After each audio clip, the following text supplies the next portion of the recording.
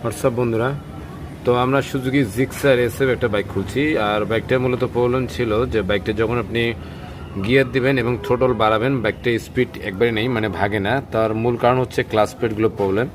আর দেন clutch প্লেটগুলো কীভাবে পুরো একদম কালো হয়ে গেছে। জাস্ট এই যে প্রথম প্লেটটা এটা একটু ভালো আছে, বাকি প্লেটগুলো কিন্তু পুরো কালো হয়ে গেছে। আর এই পিছনের প্লেটটা ভালো আছে, এই দুটো প্লেট জাস্ট ভালো আছে।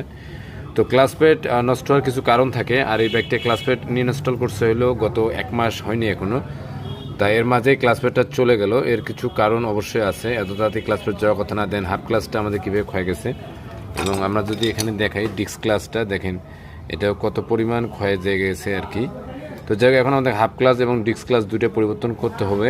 আর আপনারা যারা নতুন প্লিজ আমার চ্যানেলটি সাবস্ক্রাইব করবেন এবং পাশে থাকা বেল আইকনটি অন করে দিবেন। তাতে করে কী হবে, আমি ভিডিও ছাড়লে সবার আগে আপনাদের কাছে চলে যাবে আর আপনারা দেখতে পারবেন বাইকের নিত্য নতুন সব ভিডিও। তো ততক্ষণ মধ্যে সব ভালো থাকবেন, সুস্থ থাকবেন, সেফ ড্রাইভ সেফ লাইফ। ধন্যবাদ সবাইকে।